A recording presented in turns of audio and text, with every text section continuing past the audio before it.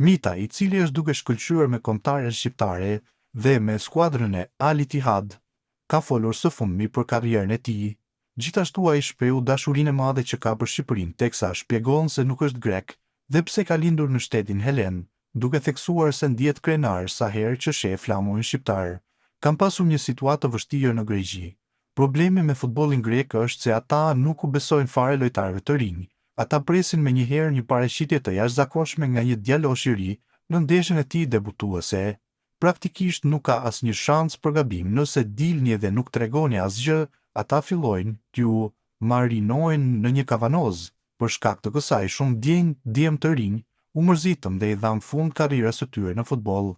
Jam përballur edhe me këtë tmerr. Në sezonin tim të parë për AEK në moshën 17 vjeçare kam luajtur rreth 30 ndeshje, por në sezonin tjetër kam luajtur vetëm 2.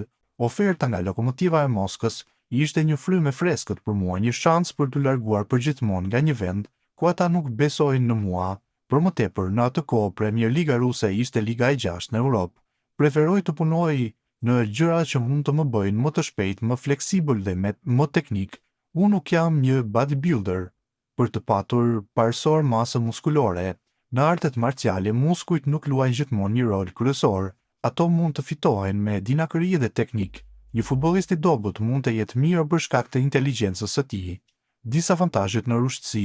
Gjëja e parë është bllokimi i trafikut. Unë jam mësuar tashmë. Së dyti, çmimet e larta për pothuajse gjithçka përveç benzinës.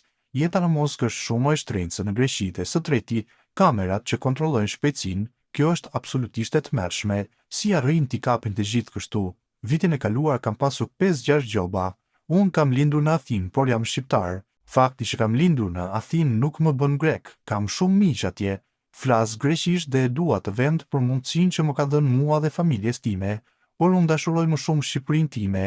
Jam një patriot i atdheut tim. Kur shoh flamurin shqiptar dhe flas me shqiptarët, mbushem me një ndjenjë krenarie.